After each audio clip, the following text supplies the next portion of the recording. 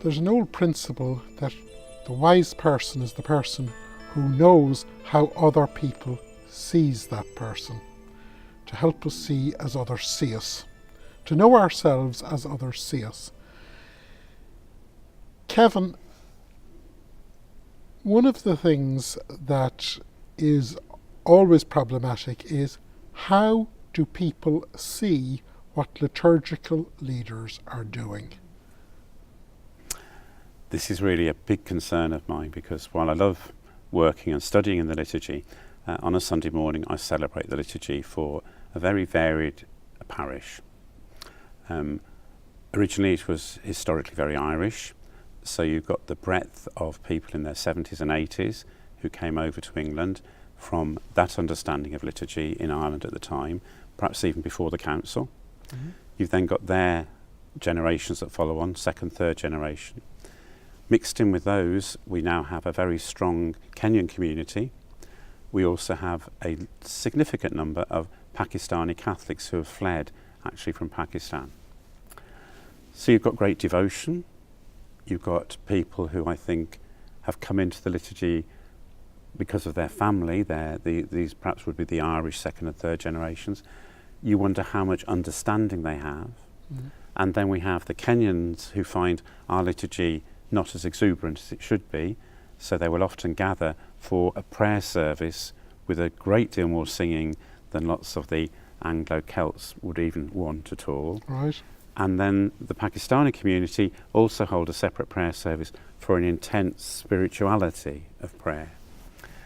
When that mixes in front of you, you're actually saying, how do people understand what I'm doing as a priest? What do they see? How do they engage with it? And how do they engage with one another? Because if we take that notion of the presences of Christ in word, in priest, in elements and in people, then how do people understand this very presence of Christ in each other, sitting in the same building effectively? And I wonder how much liturgical formation we do, and also some of it obviously should come through the way we celebrate liturgy itself. There are all sorts of examples about why do people actually stand at the same time.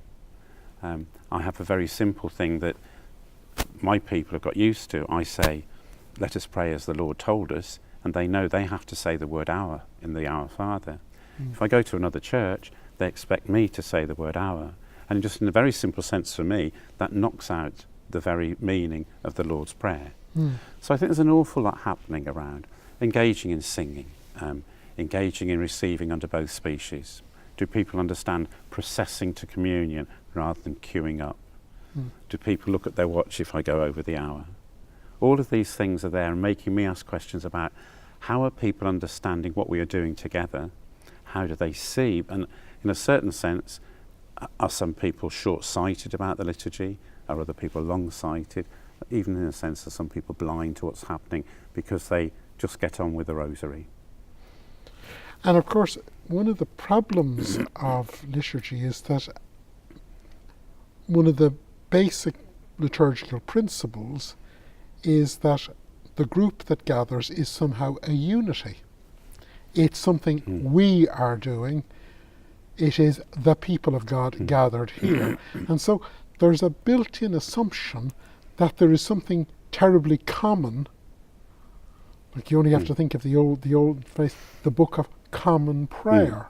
It's something that is held by all. And yet the experience you're speaking about is actually the one community, but actually three communities, one liturgical action, but maybe three understandings, four understandings of liturgy, and maybe the presider with a fifth understanding. Yep. And I think this is shown by now the way that evensong in the great English cathedrals has become so popular, because people are able to attend and have something given to them which they receive, perhaps in different ways, but they don't have to actually make the liturgy happen. Right. Whereas our understanding of liturgy, and this would be across the denominations and churches, certainly in the Western Christendom, is that you participate, you take part. One classic problem that we're facing is a sense of regularity. Until 50 years ago, but this wasn't always true, we know, most Catholics who said that they were practicing went to Mass every Sunday. And so when the lectionary came in, you could presume that you could build on what had been heard the week before. Nowadays, you nearly have to rehearse 3 or 4 Sundays so that people can click in to where they last heard that particular part of, for instance, at the moment, the Gospel of Luke. And that sense of continuity that you're speaking about is very important, because there's a continuity of the scriptures, a continuity of action, a continuity of knowing the same people, rather than, in a sense, what some people want now, nearly an anonymous liturgy, which they attend and they receive, but they're not engaged with personally in terms of personal commitment. Well, of course, the idea of liturgy that's anonymous is a contradiction in terms, because the word liturgia is something, it's public work.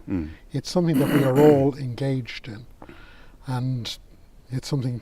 Originally, it was things like performances of plays in the ancient world, where we were all taking part in performing the play together.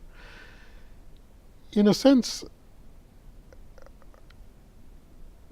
what you're actually saying is, we don't have a single liturgy there. We have different liturgies: a Kenyan liturgy, an Anglo-Celtic liturgy, a Pakistani liturgy, sort of sharing one space. And the alternative is a passive, you just go and you almost take it down, it's a download.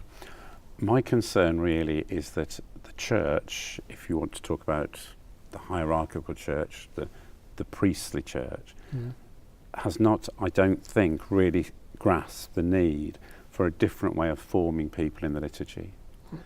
The liturgy is not primarily catechetical or educative. It is that it's notion doing. of the doing. It is it is liturgical. But somehow or other, we have to, I think, very seriously take on board the fact that people are coming to us from all sorts of different backgrounds, more than the 3 I've mentioned, definitely, with all sorts of different levels of understanding and their own personal differences in terms of how to engage with others. And somehow we must make sure that by the way we celebrate the liturgy, we form people. Okay, can you give us some hints on how to move forward? I think for instance, silence would be a very good example. In the Roman Missal, there are several places where we're told to keep silent. Let us pray.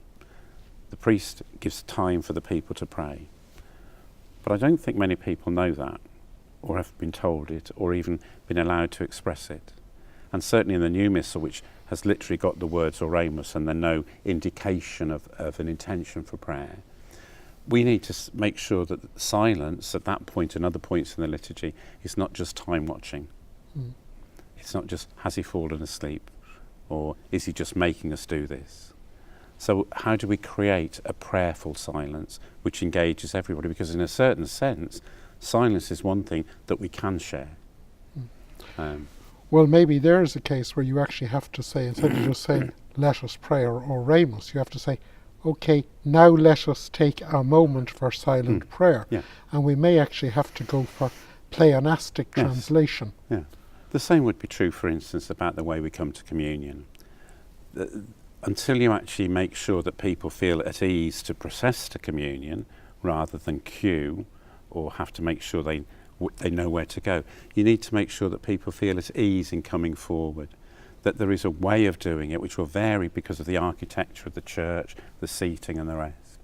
But one thing we need to do is examine the physicality of the building and how does that allow people to take part in the liturgy. So maybe we actually have to look at the shapes of buildings to see whether we've got spaces that are conducive to common activity. Yes, and the same thing would be true of the use of symbol.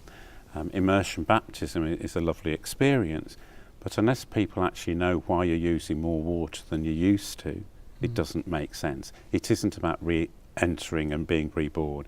It isn't about, in a sense, knowing what we mean by lustral water. It isn't what we mean about knowing by washing in the real sense of the word. If it's just seen to be, that's what he does. The same would be true of music. Why should we sing? We didn't used to. And all of these things need gentle formation. There has to be persuasion so that we actually understand that this isn't just what the church tells us to do, it's that the church is asking us to enter into this, because deep down it will help us pray more. Kevin, you've raised a very large question. I think there's no simple answer, but thanks for giving us a few hints on the way forward. It certainly is. I think there was a feeling of a lot of people that produced the new books, put them out there, and that's it. But in a sense, liturgical formation is something that's really only beginning. Absolutely. Thank you. You're welcome.